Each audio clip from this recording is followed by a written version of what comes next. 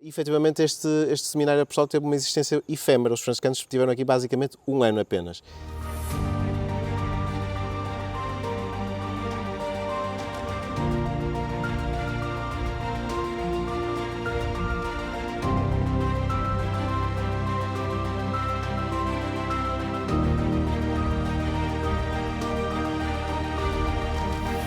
Estamos hoje na Falperra, nos Passos de Francisco, que nos trouxe até aqui, que é muito conhecido pela Corrida dos Carros, pela Capela de Santa Maria Madalena, também pela peregrinação, mas pouca gente conhece que os franciscanos estiveram cá, não é? Verdade, estamos aqui em Braga, neste momento, mas o edifício que temos aqui atrás de nós, que é o antigo Seminário Apostólico dos Franciscanos, já é Guimarães, portanto a linha de fronteira passa algures aqui junto de nós. Efetivamente, os franciscanos estiveram aqui, foram os franciscanos que construíram este edifício, a Capela de Santo António e o Seminário Apostólico, que tinha dois nomes. Aliás, os franciscanos chamavam-lhe o Convento dos Missionários Apostólicos de São Francisco de Assis, e depois aqui a Irmandade Santa Maria Madalena, o Seminário de Nossa Senhora da Conceição do Monte da Madalena. Portanto, lembrar que o espaço continua a ser da Irmandade de Santa Maria Madalena aqui da Falperra. E efetivamente este Seminário Apostólico teve uma existência efêmera. Os franciscanos estiveram aqui basicamente um ano apenas, porque o edifício começou a ser construído em 1828. Lembrar que os franciscanos já tinham outros seminários apostólicos nas suas 7 províncias portuguesas, a Ordem dos Frades Menores, no caso, o de Brancanes, Varatojo, Mesão Frio e Vinhais. Portanto, este foi o 5º seminário apostólico, portanto, que foi fundado em Portugal, e só durou um ano porque ele começou a funcionar em 1833 e, como sabemos, em 1834 os liberais decretam a extinção das ordens religiosas. As ordens religiosas masculinas têm que sair de Portugal imediatamente, portanto, e efetivamente este convento funcionou apenas um ano. Como a propriedade era da Irmandade de Santa Maria Madalena, não reverteu a favor do Estado, portanto, e teve outras funcionalidades ao longo dos tempos. Lembrar que há um franciscano que acaba por permanecer por cá, vivendo discretamente, Frei Joaquim de Jesus, morre em 1893, portanto viveu aqui quase 60 anos, e está sepultado precisamente aqui no interior da Capela de Santo António, que pode ser visitada. A Irmandade de Santa Maria Madalena costuma abri-la na Grande Romaria, que é a segunda Romaria de Braga, de Santa Maria Madalena e Santa Marta, portanto, que se realiza no final de julho, e portanto que eles costumam ter as 3 capelas abertas para a fruição dos romeiros e para quem a quiser visitar.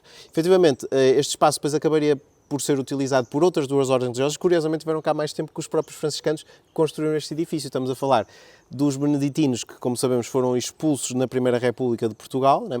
E ao regressam a Portugal por via de Braga, enquanto terminavam também a questão da posse e as obras para ultimar Sines Verga. Tiveram aqui durante 5 anos, 1926 a 1931. Portanto, e depois foram para Sines Verga, onde se encontram até hoje.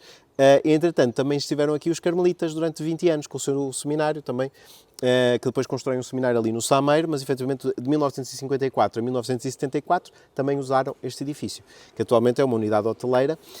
Lembrar também que há uma figura muito importante ligada a este espaço, que é Frei António de Jesus, que é o fundador do Seminário Apostólico, portanto é o primeiro superior da comunidade, que segundo o Albano Belino, quando se dá a extinção das ordens religiosas, estavam aqui 13 frades professos, portanto, o que é um número significativo.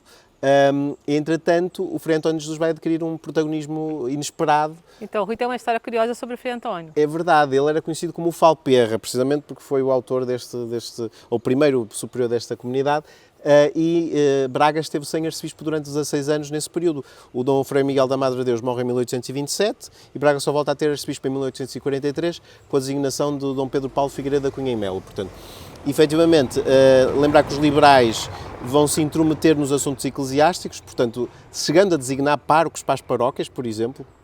Só vemos o caso, o escândalo que se deu nesse período. Há um corte de relações com a Santa Sé, intromissão nos assuntos religiosos, seminários encerrados. Portanto, foi um período de caos para a Igreja e na relação da Igreja com o Estado. E, efetivamente, o Frei António de Jesus vai ser designado administrador apostólico da Arquidiocese de Braga. Incardinou-se na Arquidiocese, efetivamente, como aconteceu com outros religiosos, e Braga vai chegar a ter, durante o grande cisma, dois administradores apostólicos, um designado pelo Estado, outro designado pela Igreja.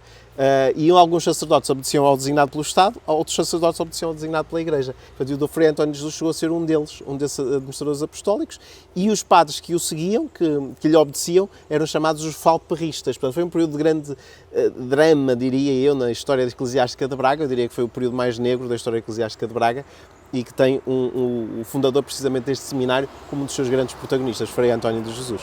Então nós vamos daqui para Montariol, para o último episódio do Passos de Francisco, Vemos você lá.